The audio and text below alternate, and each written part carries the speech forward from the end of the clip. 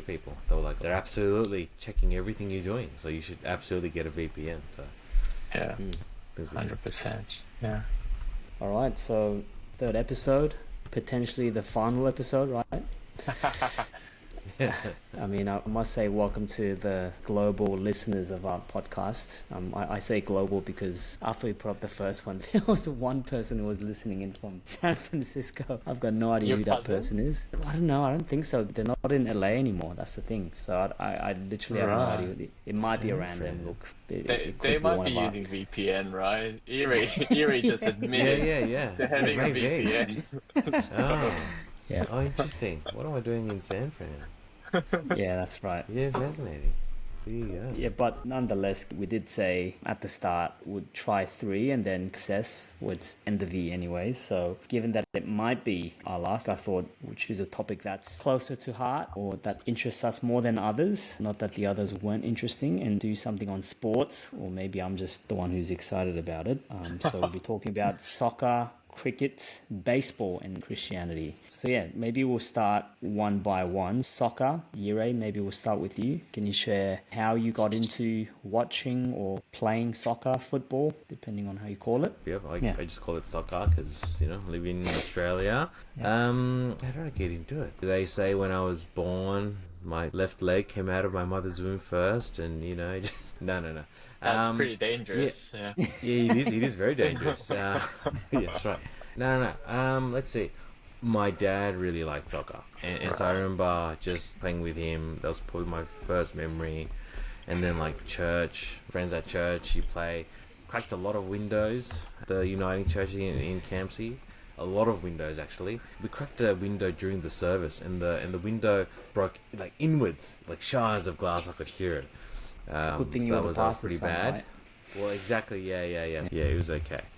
Yeah, so I think, I don't know, just sort of born into it, really. Yeah, no real big moment. Though I do think probably watching the 2002 World Cup, I was, year 7, year 8? That was pivotal, I think. Like, that was a big sort of moment of like, whoa, okay. Soccer's something that's not just something that I do with my friends, but something that I'm seeing the world get into. And I feel like it's one of the draw cards of soccer. Like, I think it's a really simple game to get into. Like, all you need is a ball. Like, yeah, all you need is a ball. You don't need a bat. You don't need a helmet. You don't need, I don't know, gel on your runs or whatever. Like, you just have a ball and that's it, and you go with it. And it's easy for people to get into. Like, boys in the favelas of Brazil play, around there, to the private high school boy in England with beautiful manicured grass with, beautiful white lines. Like, it's such an egalitarian game. And I think that's one of the appeals of it. Everyone plays it. Anyone can play it, which also means sometimes, like, giants can be slain. So, like, I just love how almost egalitarian soccer is. Yeah, for all the doubters of soccer out there, like, it is an attractive game because of that, I think. Like, it's easy to get into. You see lots of people play with it. One interesting thing is like how much opportunity it gives for expression of your nationalistic sort of identity. And I don't mean, Korea, go for it. But, like, the personality of that country comes out in how you play. Oh, I'm gonna sound pretty racist here, but like the Italians, full of passion, and they just grit. Like, it's like the Roman Empire. Just, you get stuck, you just push through, and that sort of hard, big, hard, defensive sort of just Physical. have a bald head, like kind of very physical. Then you got the Japanese, very meticulous, very good on the technique. Then you got the Brazilians with their South American flair. So I just love how each country, though they're all playing the same game, their personality comes out. So yeah, it's an attractive sport if you want to get into it. You're a big follower of soccer in general, but you also follow a specific team quite passionately, almost to the Yes. extent that you follow Jesus at times. Well, what team do you go for, and how did you get to first follow that team? Yeah. I'm an Arsenal supporter. Very, very proud to be. My first Arsenal game was probably watching a highlight of Thierry Henry. So this is a long time ago, right? Watching him score goals like I was playing FIFA. Such ease, such poise, beauty. Though it's funny, when I first watched Arsenal, that was the last time they won the Premier League. And then after me becoming a fan, they've never won one. So I don't know, maybe I'm the problem here. False expectations. Yeah, that's right. Maybe. They're doing pretty well now, right? So maybe they're maybe coming first, aren't they? They are, but this is a graph of the positions of a team throughout the season, and Arsenal is well known for doing really, really well all the way until the last month, and then just boom, like you're losing. So it's too early to say, really. We're on top of the table now, but it matters who's on the top of the table at the end. Hey, if you're going to hope for your team winning, then this is the time to do it, right? So don't lose hope. Always. I say, being an Arsenal fan is like being a Christian. You just got to trust the process, sovereignty, and hopefully, that salvation will come. David, you follow the most Aussie sport, cricket. How did you get into that? Cricket, population-wise, I guess, is from memory, is the second most popular sport in the world, following soccer. So I guess that's probably because India is so big in cricket, and they're the most populous country in the world at the moment. So that could be the contributing factor. For me, I think when I was about 10 years old, my dad and mom, them being missionaries, they brought us, my brother and I, to Pakistan for missions training. And we were there for about a few months. And of course, being school age, we had to go to school there. And that's when I was first exposed to cricket. Obviously, that sport doesn't exist in Korea. Didn't exist then. It doesn't exist now, I assume. So when I went back to Korea, it was kind of like, okay, so that was fun, but it's gone. But then we moved to Australia, and then I just found that cricket was a big thing here. So haven't played much at all, but I guess my fond memory of it is just playing the TV, the Test cricket. You play for 5 days, and I just let the TV running and just sitting there, just watching. I guess I attribute my English uptake to the cricket announcers, really, because I was there just listening to them talking. I guess that's my fond memory of it. Hey, speaking of Test cricket, I wanted to ask you, David.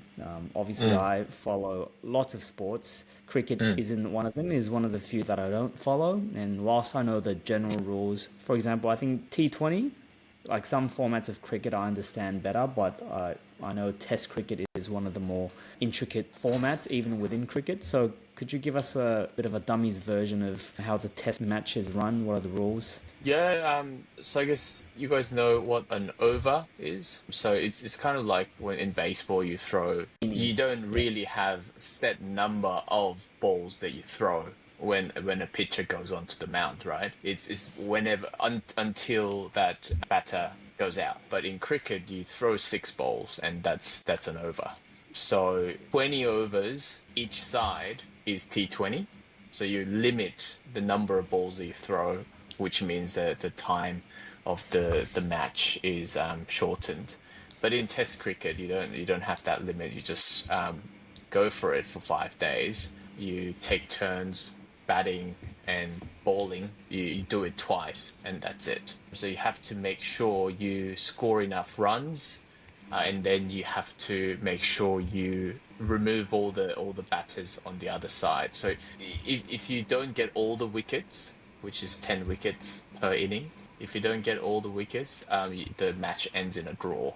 So it doesn't matter how good you are in batting. If you don't finish in the bowling area, then it just ends in a draw. So there's that strategy going on there as well. If your team is weak, you try to draw, but it's not fun. Yeah. So you do that for 5 days, but it's pretty fun. Yeah, very long. Yep. Speaking of long games to watch, baseball is what I chose. I follow lots of sports, but out of all the team sports, baseball is what I'm into the most. And certainly at the moment with my team in the World Series, go Dodgers, even though I think we're going to lose. How I got into it, I think very similar to you guys. It was 99% my dad. So my dad he's a big sports guy, but he's also a big baseball guy. In fact, so much so that, becoming a doctor was his plan B, as in that wasn't his dream job. His dream, even till now, he says it was to become a baseball player. And that's why there's still a part of him that wants to, half jokingly but half serious, live his dream through Rowan, trying to make him pitch for Lotte, his home team in Busan. But yeah, so Well, I think naturally... He failed with you, right? Yeah, so... Yeah, exactly. Yeah, that's right. So naturally, that's how I got into it. As a bit of a follow-on, I wanted to ask Jireh, you touched on it already. Compared to other sports, what makes it an interesting watch? And leading on to that, what are some parallels you can draw from it to either Christian living or just life in general? Yeah, what draws? Yeah, I mean, as I said, it's an easy game to get into. It's in a sense a very simple game. You have the ball, and you get it into the net on the other side. Like, it's pretty simple game, and that's one of the reasons why I think it is so attractive, because anyone can win it. Like, I mean, of course, there's what is it? I think Australia holds the world record for the largest victory in soccer. International. Yeah. International, like an official game. Because it was against Tonga or something, right? Yeah. It was against what is it? It was Australia versus American Samoa. And it was 31. It was 31-0. Cut it out. Cut it out. Yeah, probably cut that out. Yeah. I'm gonna keep it in. 31 It's pretty crazy. Yeah. That's not cricket. Yeah, 31-0. Like, which is crazy, because a game is 90 minutes. Like, a game's 90 minutes, right? Now, even from kickoff, like, if you kick the ball straight away, that's still probably what, you get the ball, you touch off, you get the ball from the opposition, you kick it really, really hard over. Like, that takes a minute. But, these guys are getting one goal every 3 minutes. That's crazy. Wow.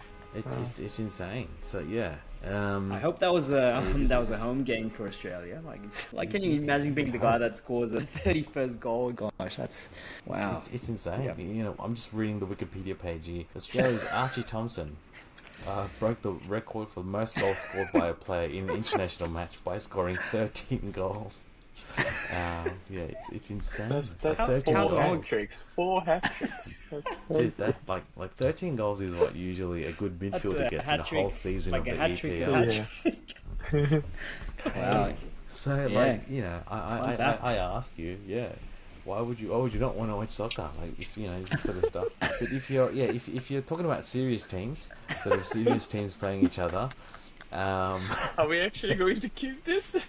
Well, what can you do? It's a factor. It's a factor of life. Yeah. Like, of course, 31-0 is an absolute. It's an aberration. Like, it just doesn't happen. Most of the time, it's much closer. Most of the time, like, the Giants can be slain. So, like, again, I go back to 2002 World Cup.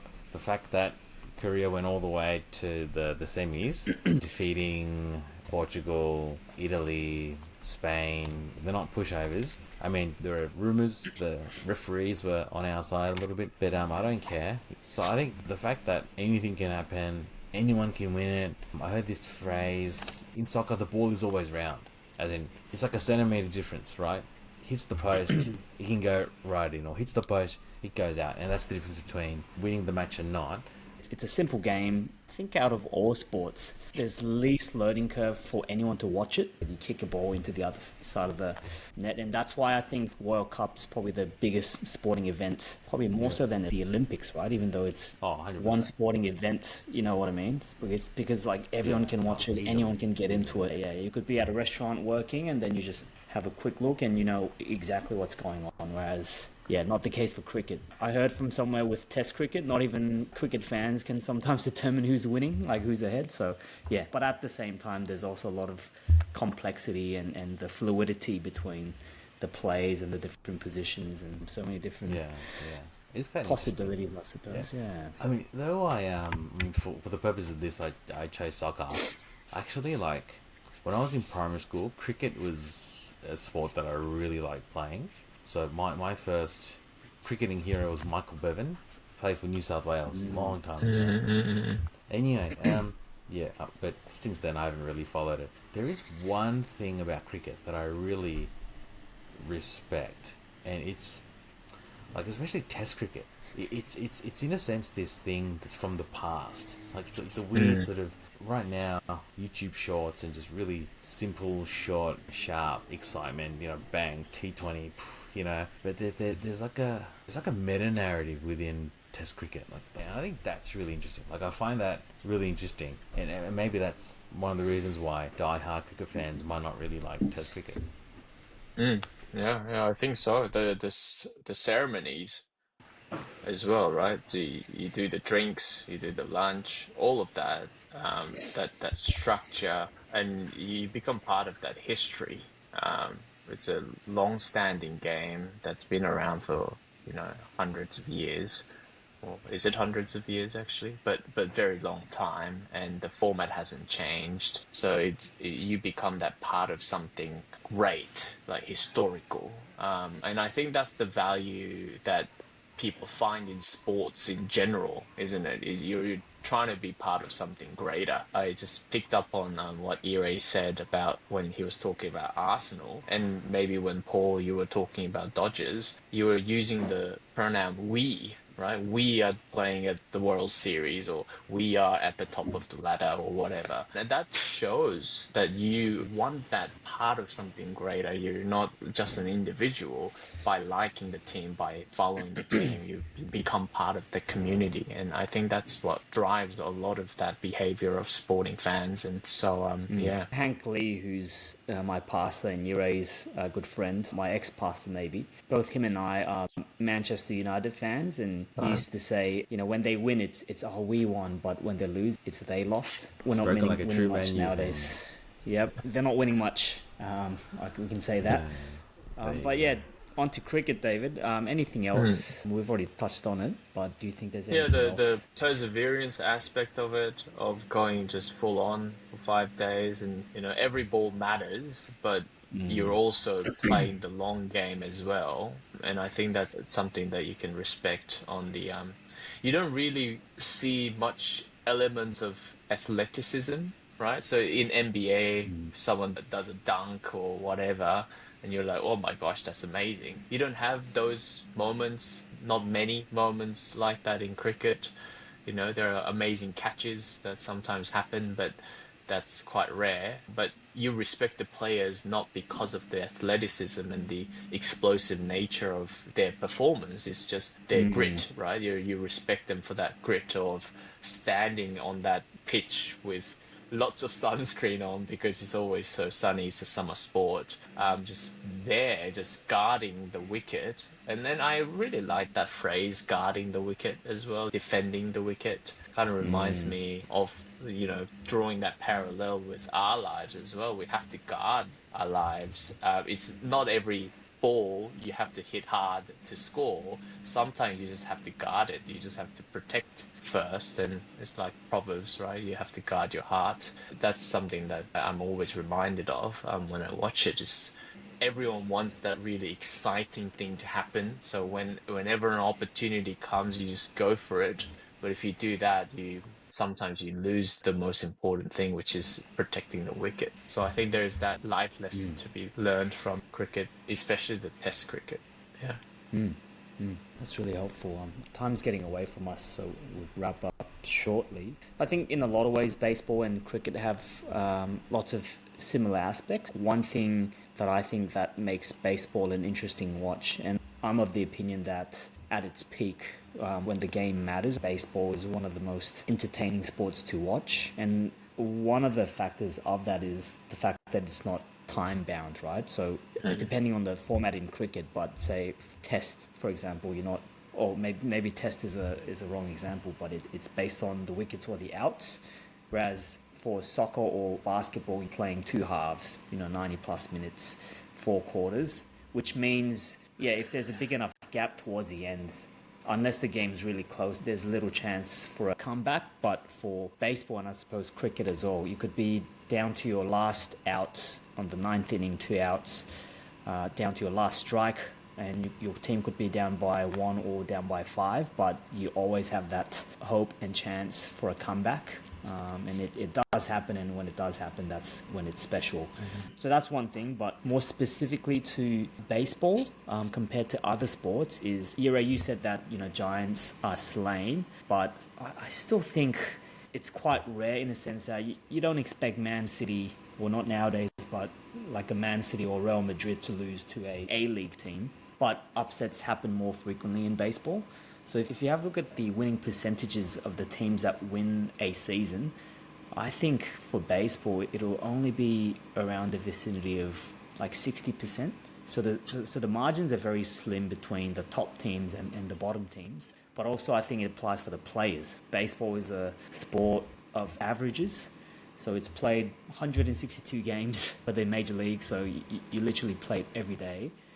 And for a batter, if you're hitting 3 out of 10 balls, 30%, you're top of the league. And if you're hitting, say, just over 2 out of 10, then you're towards the bottom. So the margins are very slim, and it's done over a long period of time, which means in a given game and in a short period of couple of games or a series, anyone can be the hero. Messi's always going to be better player than the other team's average player, or even the best player, but not the case for baseball. You could be the best player in the world, but any given day you could be the worst player in that game. Or conversely, you could be the worst player, but on any given day you could be the hero.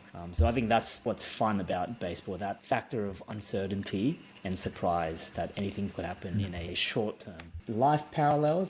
Yeah, one of the things that I was thinking about recently as I was watching baseball is, even though it's a team sport, and again applies to cricket as well, when you narrow it down to how the play happens, it's always a 1v1. It's always the pitcher against the batter.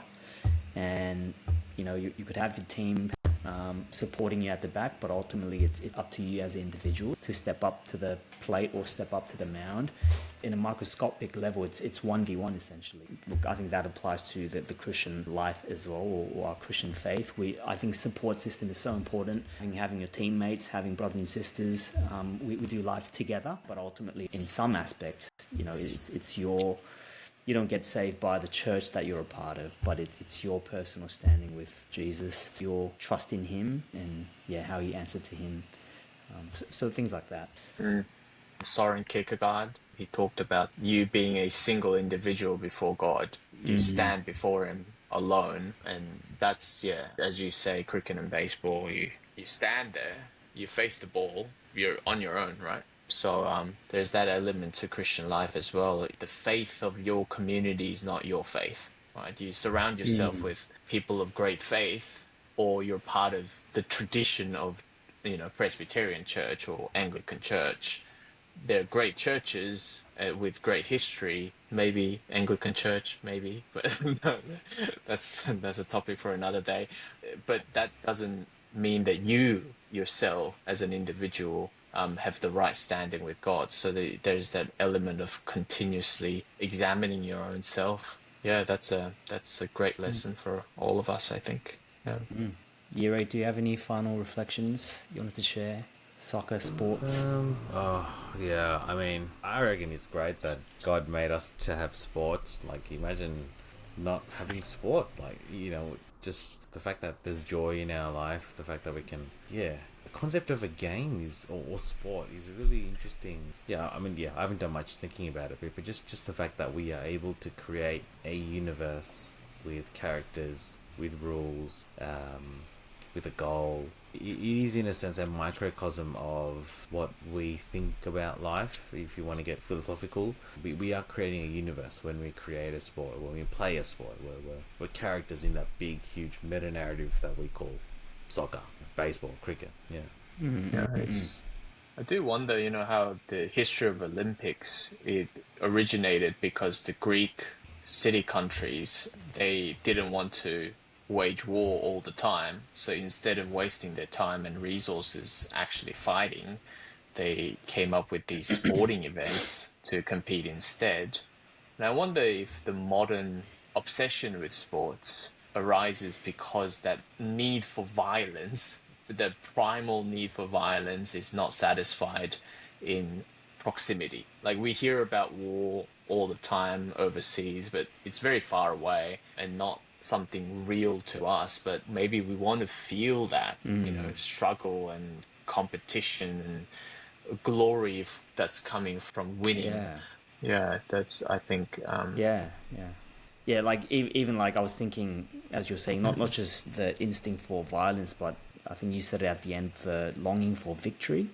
For example, Brazil, I think, is a classic example, right? They're obviously, they've been the top nation in terms of soccer for a long time, but economically and as a country, they might not be doing well. But when it comes to soccer and their national team, yeah, they're the top of the world. So perhaps that's a sphere in life where they can be the victors and take the glory and be on top of, you know, the powerhouses globally. And I'm thinking out loud, but I wonder if that leads to us associating our sense of victory to someone else or a representative is kind of seen in sports, like Jireh alluded to, like the national team or someone who represents you on your behalf, and how that ultimately points to Jesus and him being the perfect representative for humanity and claiming victory for our behalf.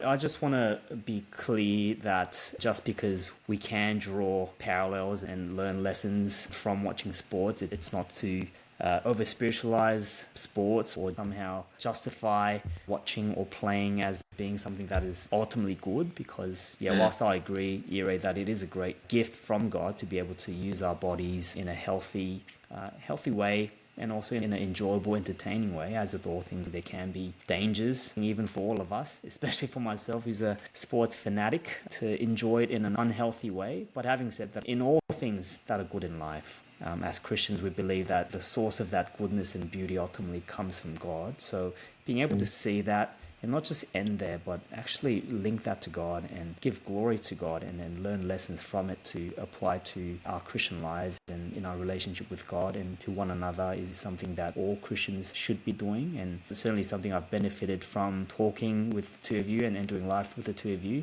And I think that's one of the things that we're looking to do in this podcast, by sharing our discussions, so that we invite others to see the world the way we do, and vice versa. Well, great. That's good. Shorter than usual. Well done. Keep it That there. was good. That was a good ending. Well done. Yeah. Thank you once again to our global listeners who's listened into a couple of episodes. Our mums and wives, our friends, and the one listener in San Francisco as well. Again, I think that's Ire. Just VPN. Maybe. I've only. Yeah, I'll be amazed because I've only had the VPN for like a day. Yeah. Hey, no way to track it down, so it gives us the benefit of the doubt. We'll say it's global until it's proven otherwise. International. That's right.